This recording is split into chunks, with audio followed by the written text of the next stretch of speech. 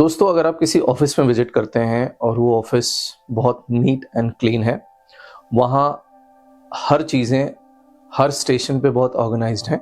अगर आप किसी हॉस्पिटल में विजिट करते हैं, वो हॉस्पिटल का ऑपरेशन बहुत स्मूथ है।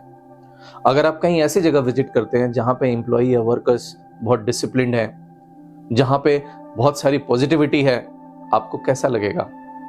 दोस्तों, ऐसा कोई सिस्टम हो जिसमें जीरो वेस्टेज हो, जीरो डिफेक्ट हो, जीरो ओवर प्रोडक्शन हो, जीरो एरर हो, जीरो इनडिसिप्लिन हो, तो ऑफ कोर्स आपको बहुत पॉजिटिव फील होगा। आज की वीडियो में बहुत एक्साइटिंग टॉपिक आप लोगों के लिए लेके आया हूं जो बहुत सीखने लायक है। अगर आप स्टूडेंट हैं, अगर आप जॉब में हैं, बिजनेस में हैं, या इसको आप अपने घर में भी अप्लाई कर सकते हैं। तो बेसिकली वो लोग जो किसी ऑफिस में काम करते हैं, किसी वर्क प्लेस पे होते हैं, वो इसको खास रूप से देखें और इसको समझें। दोस्त, मैं आज बात करने वाला हूं 5S लीन मैनेजमेंट सिस्टम के बारे में। 5S लीन मैनेजमेंट सिस्टम जो था, इसको 1980 में टोयोटा कंपनी ने इंट्रोड्यूस किया था। अपने प्रोडक्शन, जो उनका प्रोडक्शन प्लांट था, उसमें उन्होंने इंट्रोड्यूस किया था टू रिमूव, जैसे मैंने बोला, वेस्टेज को, डिफेक्ट्स को, एरर को, ओवर प्रोडक्शन को। और इसका उनको बहुत रिजल्ट मिला था। ग्रेजुअली धीरे धीरे क्या हुआ कि इसको सर्विस इंडस्ट्री ने भी इंप्लीमेंट किया 1990s में। तो 90s में ये फिर सर्विस इंडस्ट्री में आ गया। बहुत यूजफुल टूल है। अगर आपका ऑफिस छोटा है, बड़ा है, कोई कंपनी है, कोई फैक्ट्री है, कोई मैन्युफैक्चरिंग कैपेसिटी है, या अपने घर को भी ऑर्गेनाइज करना चाहते हैं, आप अपने वर्क प्लेस को ऑर्गेनाइज करना चाहते हैं, अपने वर्क स्टेशन को ऑर्गेनाइज करना चाहते हैं, तो ये वीडियो आपके लिए है दोस्तों। तो आइए 5S समझते हैं कि 5S एक्चुअली में क्या कॉन्सेप्ट है और इसका कैसे आप बेनिफिट उठा सकते हैं अपने काम में। तो आइए दोस्तों, देखते हैं कि 5S होता क्या है। 5S, इसमें दोस्त जो पहला S है, तो इसका पहला S जो है दोस्त, वो है सॉर्ट। दूसरा जो है वो है सेट। तीसरा जो है वो है शाइन। चौथा S जो है ये है स्टैंडर्डाइज। और पांचवा और आखिरी है सस्टेन। अब जैसे मैं बात कर रहा हूं कि कैसे आप अपने वर्क प्लेस में, अपने ऑफिस में इसको अप्लाई करके उसको ज्यादा ऑर्गेनाइज कर सकते हैं, वेस्टेज को मिनिमाइज कर सकते हैं, एफिशिएंसी को बढ़ा सकते हैं, और भी इसके बहुत सारे फायदे हैं जो आपको मिलेंगे अगर आप इसको अप्लाई करते हैं। तो हम आप शुरू करते हैं पहले S से। तो पहला S क्या है? सॉर्ट। तो सॉर्ट में हम क्या करते हैं कि आपके वर्क प्लेस में, आपके ऑफिस में कुछ चीजें पड़ी हैं जिसको आपने क्या करना है, आपने सबसे पहले उसको ऑर्गेनाइज करना है। उसको सही चीज सही जगह पे होनी चाहिए। तो सॉर्टिंग होती कैसी है? सॉर्टिंग में 2-3 चीजें हैं, वो मैं आपको बता देता हूँ। सॉर्टिंग में सबसे पहली चीज जो है, मैं यहाँ पे थोड़ा स्पेस बना देता हूँ, एक एक करके देखते हैं। तो आइए सॉर्टिंग देखते हैं। सॉर्टिंग में क्या है? पहले चीज कि 4 प्रिंसिपल है, आप इसको याद रखिएगा। पहला है, आप कैसे सॉर्ट करेंगे मटेरियल्स को? पहला है not needed at all. Not needed at all. पहला, जब आप सॉर्टिंग करने जाएंगे, इसमें सबसे पहले आपने क्या करना है, कैटेगरी में बांटना है उन चीजों को। वो डॉक्यूमेंट्स हो सकता है, वो पेपर हो सकता है, वो स्क्रैप हो सकता है, वो वेस्टेज हो सकता है। ऐसी कोई चीज जो आपके स्टेशन पे, आपके वर्क प्लेस पे अभी नीडेड बिल्कुल नहीं है, नॉट नीडेड एट ऑल, उसको क्या करना है, उसको आपने सेग्रीगेट कर देना है सबसे पहले सॉर्टिंग में, जो पहला स्टेप है 5S का। इसके बाद आपको क्या करना है, दूसरा जो है, आपने सॉर्ट कर लिया जो जरूरत नहीं है जिसकी। नीडेड, आप ध्यान से देखिए इसको, needed but not now. Needed but not now, इसका मतलब क्या हुआ? फॉर एग्जाम्पल अगर हम ले लें कंबल नीडेड किस मौसम में है? ब्लैंकेट या कंबल नीडेड है विंटर्स में। समर में क्या है, उसकी जरूरत नहीं है, उस समय उसकी जरूरत नहीं है। सिमिलरली आप अपने वर्क प्लेस पे, अपने स्टेशन पे उस तरह के आइटम्स या चीजों को देख सकते हैं जो जरूरत तो है उसकी। मुझे ब्लैंकेट की जरूरत पड़ सकती है बट अभी नहीं पड़ेगी, पड़ेगी जब विंटर्स आएंगे, ठीक है। सिमिलरली मुझे अम्ब्रेला की जरूरत तब पड़ेगी जब बारिश होगी।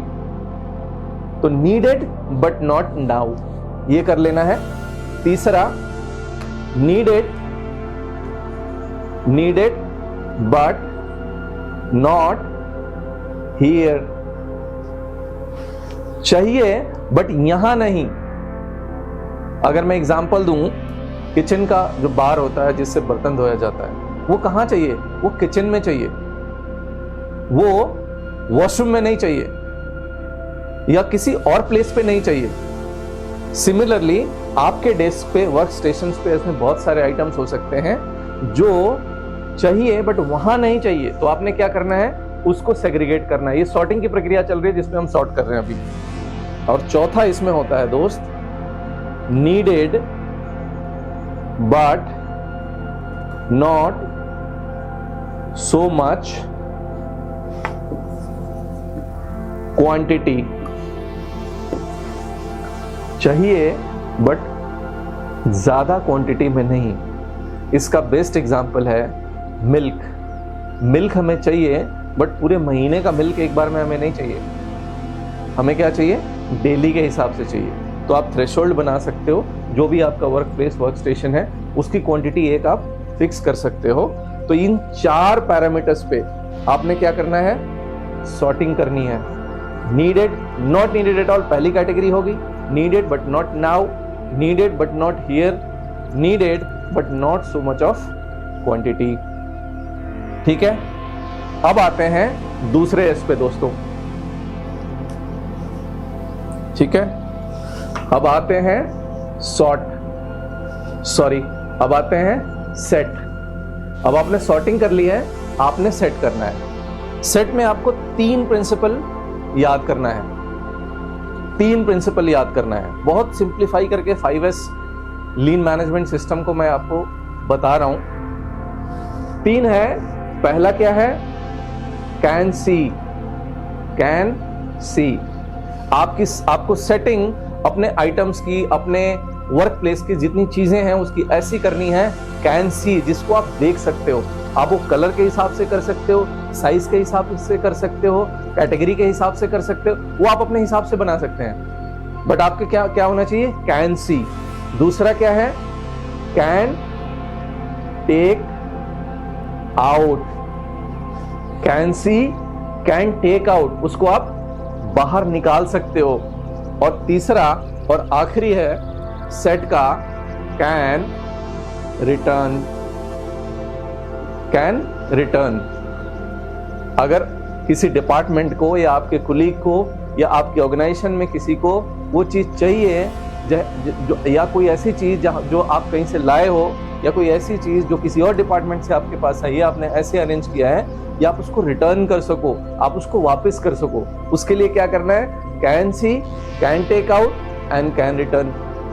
तो ये जब सेट इन ऑर्डर करोगे अपने वर्क प्लेस को, तो उसमें आपने यूज करना है। ठीक है, चलिए बढ़ते हैं तीसरे एस की तरफ। ठीक है, तीसरा एस क्या था दोस्त? शाइन। अब शाइन में क्या है? शाइन में बेसिकली क्लीनिंग से रिलेटेड है। अगर आप सिस्टम पे काम करते हैं, डेस्क पे काम करते हैं, ऑफ कोर्स वहाँ पे क्लीननेस जरूरी है, वहाँ पे नीट एंड क्लीन होना चाहिए। कैसे करेंगे आप, उसका आप समझिए। बहुत आसान है ये, और बहुत सिंप्लीफाई करके मैं इसको बता रहा हूँ। तो क्या करना है? पहला, इसके 2 है मेन एस्पेक्ट। पहला क्या है? Cleaning with meaning. क्या करना है? Cleaning with meaning. अब क्लीनिंग विथ मीनिंग का क्या मतलब हो गया? अगर आप डेस्क पे हैं, आप सिस्टम पे अपना काम शुरू करने वाले हैं, तो आपने जो भी क्लीनिंग करनी है उसको मीनिंग से करनी है।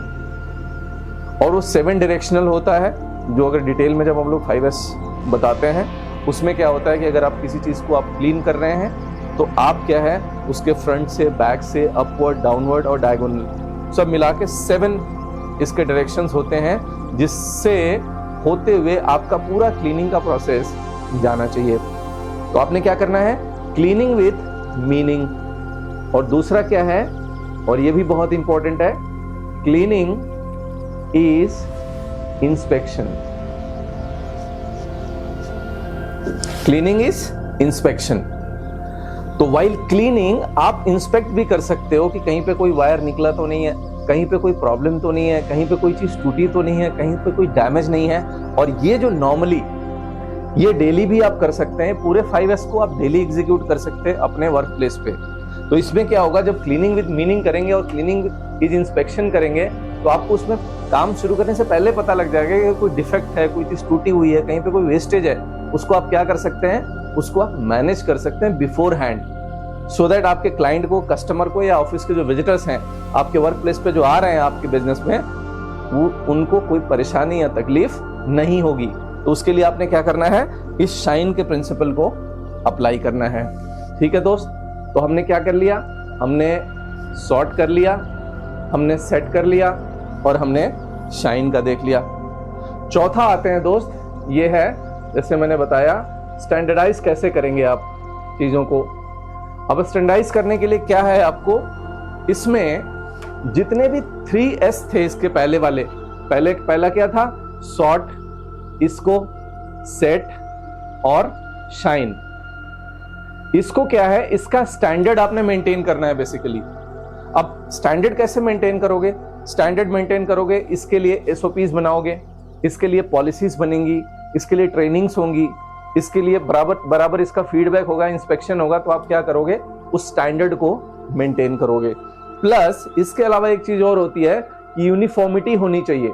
आप हाईवे पे जाते हो दोस्त, हाईवे पे आपने देखा होगा जो हाईवे पे बोर्ड्स लगे होते हैं, जो साइन बोर्ड्स जिसमें प्लेसेस के नाम होते हैं या सिटीज के नाम होते हैं, उनका कलर, उनका फॉन्ट और बहुत बारी मैंने ये देखा है कि साइजेस भी सेम होते हैं। तो एक स्टैंडर्डाइज तरीके से वो प्लेस्ड होते हैं। तो आपने वो भी करना है अपने ऑर्गेनाइजेशन में। अगर आप साइन बोर्ड्स लगा रहे हो, अगर आप नेम प्लेट्स लगा रहे हो, तो मेक श्योर कि उनके कलर्स सिमिलर हों, साइजेस उसके सिमिलर हों, उसके फॉन्ट्स सेम हों, जिससे क्या होगा, एक स्टैंडर्ड पैटर्न आप मैनेज कर पाओगे अपने ऑर्गेनाइजेशन में 5S को इंप्लीमेंट करते हुए। ठीक है दोस्तों, और अब आते हैं आखिरी इसका स्टेप, वो है सस्टेन। अब सस्टेन में आपने क्या करना है, जितना भी सॉर्ट, सेट, शाइन, स्टैंडर्डाइज, इसको, इन चारों को आपने क्या करना है, बैलेंस बनाना है, इसको सस्टेन करके रखना है। वो कैसे होगा, इसके लिए आपको क्या, जैसे मैंने बोला SOP, आपकी पॉलिसीज होनी चाहिए। ठीक है, एक ऑन गोइंग ट्रेनिंग होना चाहिए। ऐसा नहीं कि एक बार ट्रेनिंग हुआ फिर बंद हो गया, ऑन गोइंग ट्रेनिंग होना चाहिए। उसकी फीडबैक का क्या होना चाहिए, फीडबैक मैकेनिज्म होना चाहिए आपके सिस्टम में, जहां पे क्या है, उसको टाइम टू टाइम आप रिव्यू करो। जो एम्प्लॉई या जो स्टाफ अच्छा कर रहा है उसको क्या करना है, आपने उसको आपने अप्रिशिएट भी करना है। क्या करना है, अप्रिशिएट भी करना है। आपने उसको अप्रिशिएट करना है, रिकॉग्नाइज करना है, so that people who are doing good they feel motivated, और उनको देख के और लोग भी दे फॉल इन लाइन, और लोग भी इस प्रैक्टिस को इंप्लीमेंट करना शुरू करें।